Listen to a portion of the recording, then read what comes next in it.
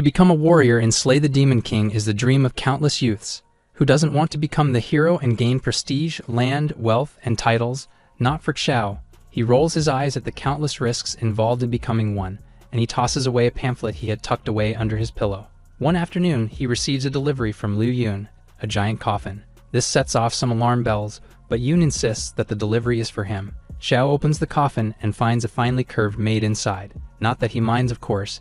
He picks up a piece of paper that suddenly bursts into flames, and he recognizes it as a slave contract. In just a few minutes, he has gained a girl for himself. Slave magic is a form of black magic ordinarily banned by the church, but remnants of it can still be found here and there. Once the contract is signed, the servant is completely obedient to the master, devoting their body and soul to their master's needs. Xiao hit the jackpot. The maid climbs out of the coffin, clearly confused by where she is. The maid, Allegra, the 89th ruler of demons, blames Xiao for why she is dressed strangely, and attacks him with magic. Xiao blinks twice and checks the paper again. She is indeed Allegra, the feared Demon King. The blast of magic destroys Xiao's house, but he himself is unharmed, while Allegra experiences painful feedback from attacking her master. Xiao realizes she cannot use magic on him, so he performs the demon sealing ritual, a forbidden magic that only tier 7 mages and above can use. After a bright flash of light, Allegra passes out. The next morning, Xiao laments that he literally no longer has a roof over his head. He wonders what he should do with the Demon King and considers contacting the church, but he fears he might be mistaken for a demon sympathizer. Allegra wakes up and learns his name, as well as that he is enrolled at the magic section of Luolan Academy. She challenges him to kill her outright so he can claim his so-called glory, but Xiao can't take her seriously with her very obvious bed hair. He says she is mistaken. He has no idea why she was sent here, but now that she has calmed down, he advises her to return. Allegra is confused as to why Xiao doesn't kill her, but he replies that being the hero is troublesome, and he wants no trouble. He tells her that they are in Neverwinter City, the capital of the Run-Ba-De Kingdom. He tells her to return to the forest towards the west, but to be wary of the Church of Light's nuns. He hands her a bag of gold to hire some mercenaries so she can be on her way. Allegra is surprised that a human is being kind to her after experiencing years of being hunted down. Xiao says they should remove the slave contract at once, but Allegra says she cannot. Worse, she cannot go farther away from him due to the contract, which means she will have to live with him from now on. At Luolan Academy, rumors spread about the possibility that Xiao cheated to attain his tier 3 magic, tying him in first place with Caesar, another mage. The teacher, Mr. Wu, notices that Xiao is absent again. Regardless, he begins the lesson, the personality and mannerisms of the Demon King. As every student knows, the Demon King is a malevolent force of nature, hell-bent on destroying humanity. As one student puts it, they are likely an ugly old man. Meanwhile, the Demon King Allegra, in a maid outfit, greedily eyes Xiao's fried chicken. Xiao asks her why she isn't manifesting her power, and she explains that she only took the title of Demon King fairly recently, and her powers have not yet matured. On top of that, she was also injured, so she was unable to completely inherit the full powers of her predecessor. They continue talking about false allegations and claims against her. She never participated in any wars against humans. Demons aren't the stupid and hideous monsters people think, and they can certainly perform basic math. Allegra tells him not to get too cocky just because of the contract, as she nods down on a chicken leg. Xiao will have to go to school tomorrow since he skipped today, but he is hesitant to bring Allegra with her. However, she reminds him that she will literally die if they stay too far apart, so he asks her if she is willing to be his maid. She scoffs at the idea. Who would want to be his maid? The next day, Xiao attends class with Allegra as his maid. She is extremely well received by the class, with many thinking they have died and ascended to heaven. Luo, the student council president, accuses Xiao of making up having a maid, and she demands that she is removed from class. However, Allegra asserts that she is indeed Xiao's maid, and seeing no problems, Mr. Wu hurriedly begins class. After school, Caesar, the academy's greatest first-grade student, suddenly challenges Xiao to a duel. Xiao quickly turns him down, citing that someone who aspires to be a hero like Caesar should not carelessly endanger his life in meaningless duels. In truth, Xiao doesn't want to attract attention to ruin his dreams of becoming the backup hero. Caesar agrees and turns to withdraw his challenge, but Allegra calls him a weakling, provoking him in the middle of class. This causes Caesar to challenge Xiao again, forcing him to accept it. Allegra accepts on his behalf. Word spreads about their duel, causing Xiao no end of irritation. He punishes Allegra by tickling her feet, armpits, and everywhere on her body relentlessly. Seeing that she hasn't had enough, Xiao uses a strange magic that causes her to scream. The next day, Mr. Wu announces the upcoming battle drills, a test to see who their best combatants are. Only those who pass a prerequisite trial will be allowed to participate. Xiao, attending the assembly, wonders how he can get Caesar to cancel their duel. Allegra, who is now forced to call Xiao master, asks him why they bother with trials. Caesar says they aren't barbarians, and they use suitable ways to pick out a hero. Caesar, for example, will likely be a hero in the future, but Allegra points out that his magic is stronger than Caesar's, whereas Caesar has tier 3 magic. Xiao has tier 4, undisputedly making him the strongest mage in the class. From afar, Lu watched the two argue, and she views them with suspicion. Soon Mr. Wu begins the selection trial. First up is Zhen, who uses ice shards to hit a target. Just as Allegra suspected, her magic is pathetically weak. The target, the magic measuring gentleman, gives her magic tier as 2. Caesar's combustion spell puts him at tier 3, causing considerable hype among the class. However, during Lu's turn, her light magic misses the mark completely, and it heads straight for Xiao and Allegra. Lu attacks Xiao out of spite. Left with no choice, Xiao dispels the magic, passing it off as a misfired spell. Mr. Wu hurriedly heals him, and warns Lu to be more careful in the future.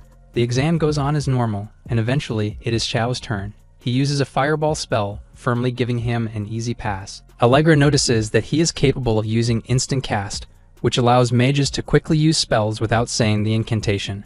A keen observation for someone who ditched him the moment he was in danger. However, instant cast is no small feat, as it can only be comfortably used by those in tier 6 or tier 7 of magic. For Xiao to use it at tier 4 means he has the potential to become one of the strongest mages. A few days later, Mr. Wu assembles those who passed the selection trial for the battle drill. They will visit Dark Lake Forest to eliminate a pack of wolves threatening the nearby villagers. Everyone boards the carriages, and they're off to Dark Lake Forest. Meanwhile, outside Blackwind Village, a cat demon named Ilona is attacked by Kingdom Knights. With nowhere left to run, Ilona transforms into her feral state, eviscerating the knights' ranks. As they beg and cry for help and mercy, a shining pillar of light suddenly blasts Ilona. When it clears, the holy maiden of the church, Shu, stands before her. He tells the little kitten not to worry. She won't treat her too harshly. Shu interrogates Ilona, promising to let her go if she tells the truth.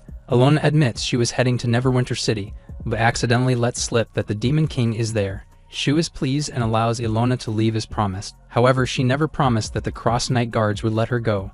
An injured and weakened Ilona has little chance of making it out alive. Black Lake Forest is a jungle within the Kingdom of Lombards. It is a land perpetually shrouded in a black miasma, making it the perfect home for monsters. For some reason, someone thought to set up a village nearby. Xiao continues to be troubled by the duel suddenly thrust upon him, and he blames everything on Allegra. Allegra doesn't know what the big deal is, as Xiao is clearly stronger than Caesar. Xiao says that this isn't the point. The more powerful you are, the more responsibilities are handed over to you. Xiao does not want responsibility. All he wants to do is live the good life as a backup hero. Xiao explains that the backup hero only takes up the title of hero when the real hero is defeated. But before that, the backup hero is not required to fight, and better yet, all his needs and lifestyles are fully supported by taxpayer money. Now that's what I call being a leech living the dream. Allegra looks at him like human trash. Xiao promises to remove the contract on Allegra and send her across the border, but in exchange, she is not to tell anyone about his true strength. However, Allegra senses something is amiss. Suddenly, the horses are set into a panic as a pack of wolves descend upon them. Caesar takes charge and has everyone prepare fireball spells to retaliate against the attack, and with Xiao joining the fray, they stand in a firing squad line to mow down the wolves. Mr. Wu takes this as valuable combat experience, as the werewolves they will be fighting are far more powerful than the wolves they are facing now. However, he notices a panting Allegra, who has strayed too far from Xiao. A wolf attacks her out of nowhere, and he warns her to get out of the way. She simply looks at the wolf, and it is intimidated into whimpering away, leaving Mr. Wu in awe. She finally finds Xiao, who genuinely forgot that they had to be together due to the contract. Xiao grabs her by the wrist to protect her against the wolves, but she blushes and spouts out that she never asked him to do any protecting. They then observe Caesar using a magic blade, signifying that he is also skilled in martial arts. Suddenly, a wolf king emerges from the forest, but it doesn't go for Xiao, but for Caesar. However, Caesar easily cuts it down where it stands, causing everyone to cheer for him.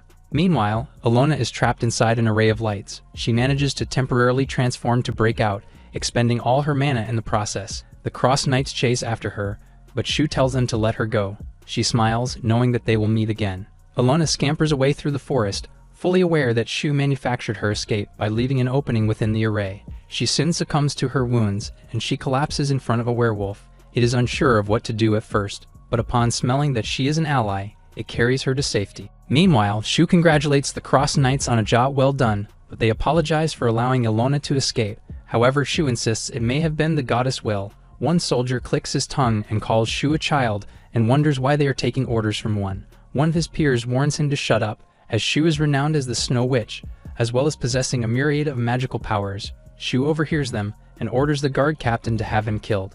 The man is brought to his knees and starts protesting her cruelty. However, Shu suggests that someone allowed Ilona to escape due to the weakening of the array, and she hints that it must be him. He says that black magic caused him to lose consciousness, and he realizes that Shu caused him to black out. He attempts to struggle free, but the guard captain carries out Shu's orders with ruthless efficiency. She confirms with the captain that Mr. Wu is in the area with his new students, and she remarks, "Don't blame me, Xiao. This is also for your dream." Meanwhile, Xiao is reprimanded by Mr. Wu for endangering Allegra. When he retires to his tent, he teases that Allegra must really like her maid outfit. However, she ignores him and senses that this place is in danger. Xiao exits the tent to follow her, and he finds the camp up in flames. Xiao looks at Allegra, but she swears she had nothing to do with it. They notice in the tree line that they are surrounded by werewolves, and they are the far more likely culprits. The students run away in a panic as the werewolves let out an ear-piercing howl to buff themselves up. Unfortunately for them, Xiao only sees them as trophies to earn for himself the S rating with Mr. Wu. He prepares to cast a fireball spell, but Allegra marches up to him and stops the incantation midway, which Xiao says could have killed him. Allegra calmly approaches the werewolves and simply tells them to disperse, and they obey without question. Allegra explains that as a high-tier demon king, she possesses the authority to command lesser demons, like werewolves. There are still quite a number of werewolves left, but Allegra grabs him by the hand and tells him not to worry. Keezer and Lu are trapped inside a hollow tree after the former got injured while protecting Lu.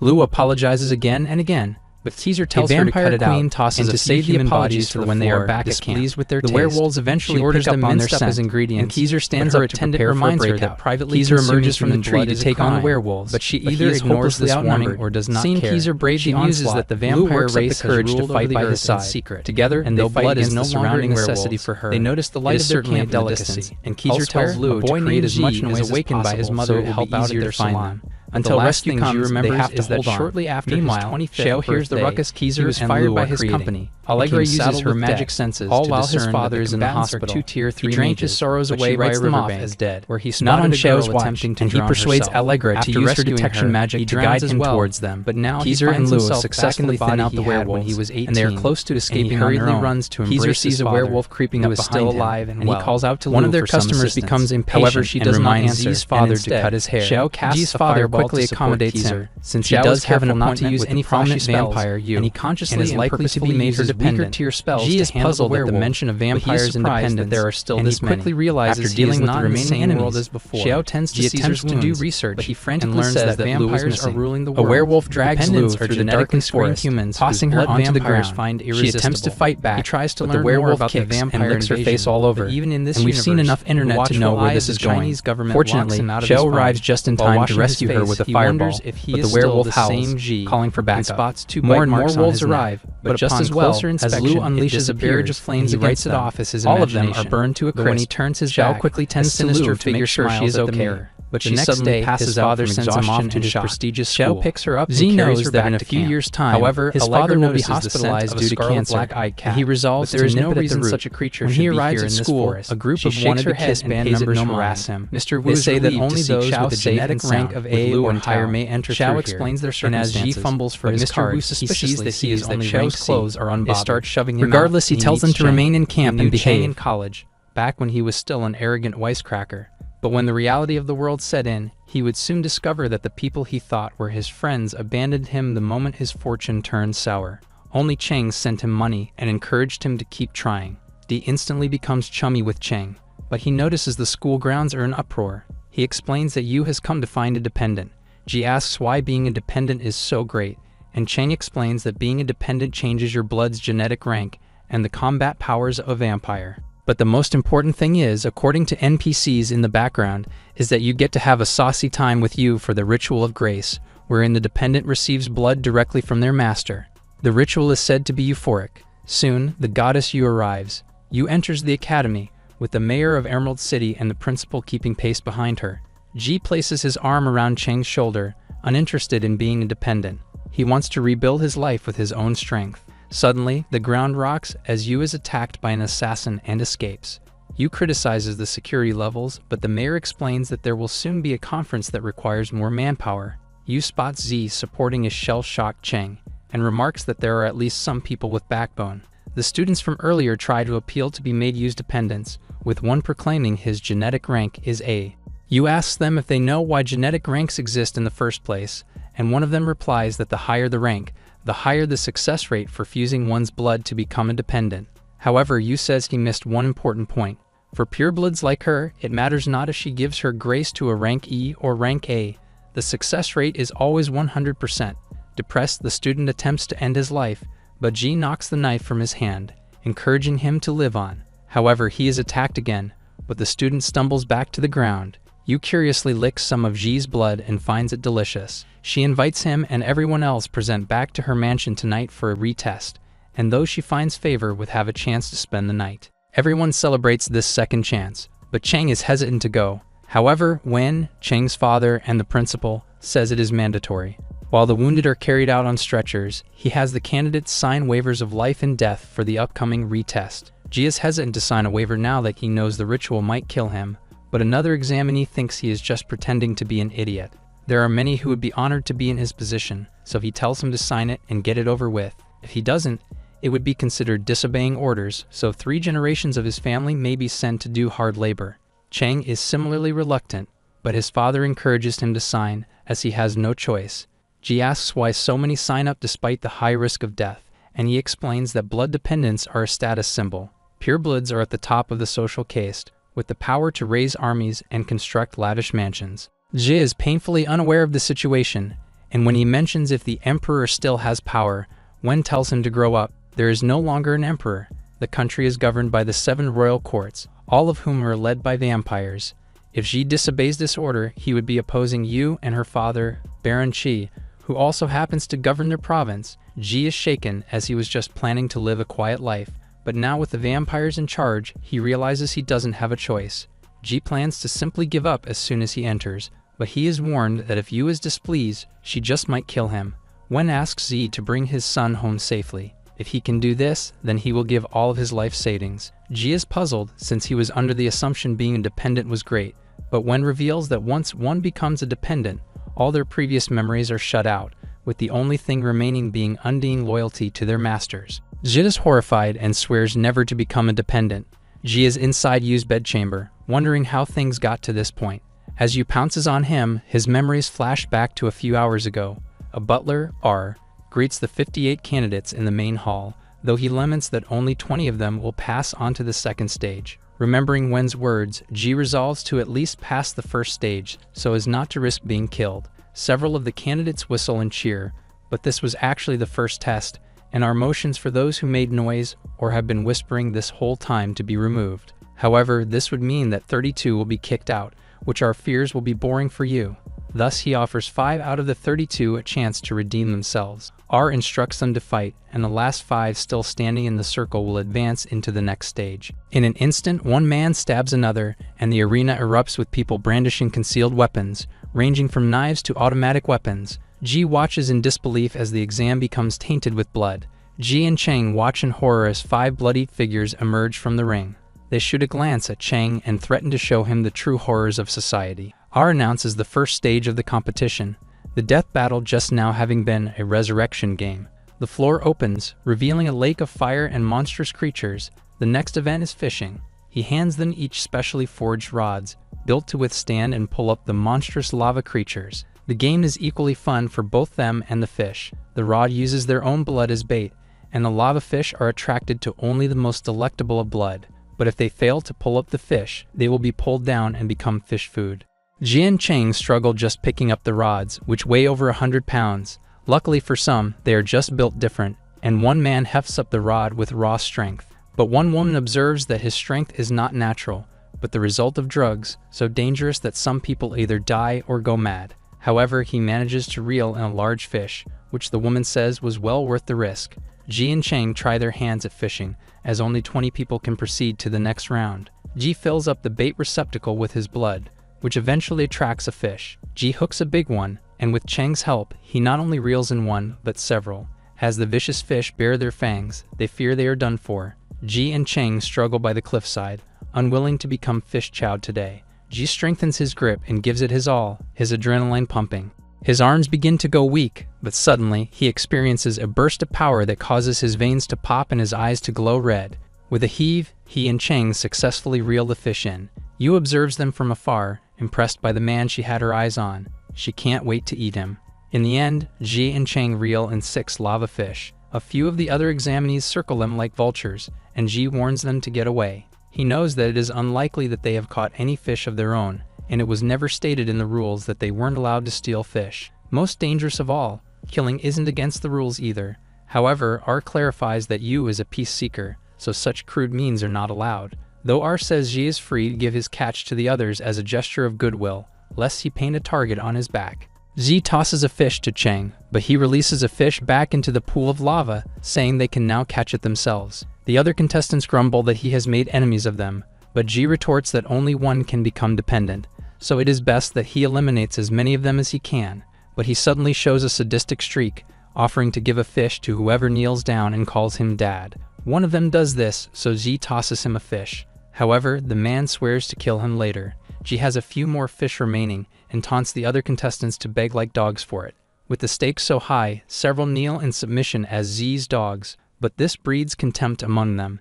Even Cheng thinks he has gone too far, but Ji points out that the contestants' eyes are no longer those of humans, but those of blood-crazed creatures that desperately want to be dependents. They are no longer humans, so why should he treat them as such?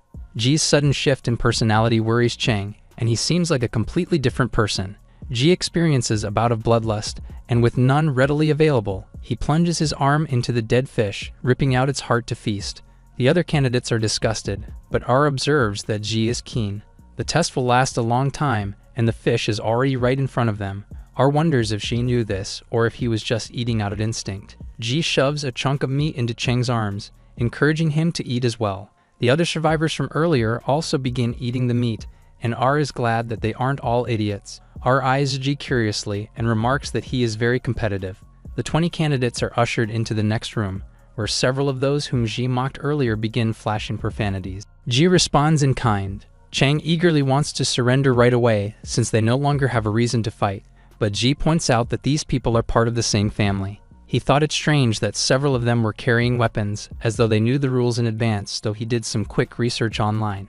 After some individuals became dependents, they would leak information about the exam to their families to elevate them as dependents as well. No matter what the next round is, they will surely attack Ji. One of the men from earlier confidently says that Ji is a dead man, and as compared to him, they are born with a noble bloodline. Ji smiles, and is vindicated that they are no longer humans, and those who aren't humans don't deserve to live.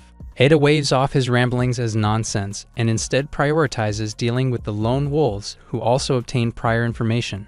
Cheng tells Ji to surrender now, but he replies that whether he does so or not, he will surely be hunted down, so he decides to face them head-on. Cheng comments that Ji seems scary, scarier than literal murderers in the same room as them.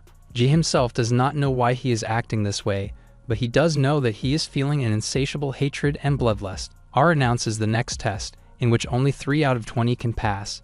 This is the 99th floor Lost Building, and Yu is waiting at the very top for the first 3 people who can make it there.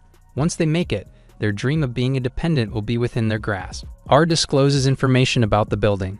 Several elevators can bring them to the 90th floor, but to arrive at Yu's floor, they have to use the stairs. Battles are inevitable, and R hopes they can show you a wonderful clash of blood. They are free to choose any floor to start from between the 1st and 89th.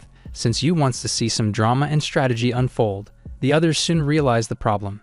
If everyone chooses the 89th floor, then everyone will be caught up in the chaos. Likewise, if everyone thinks of starting at a lower level and allow the others to tire themselves out fighting, then the chaos will follow them there. Thus, just selecting your floor is a delicate mind game. Cheng believes they have no chance of winning, but Ji reassures him that the others will soon fight amongst themselves. He observes that they look friendly, but there can only be one dependent, and he is sure they are all planning how to eliminate the other. Ji casts his ballot to be random, and R assigns him the 17th floor. He soon begins the contest, except for Cheng, who has voluntarily surrendered. R teleports them all to their respective floors, but as he lands inside a narrow staircase, there is a large man with him. The large man charges at Ji, but he pulls a Nuno reverse card and kicks the man down. The man surrenders, shocked that he is in this much pain despite being a bodybuilder. G recognizes that the man is in league with Ada and demands information. Ada's group has split into several teams, with him at the 89th and the others distributed throughout the building to prevent people from advancing.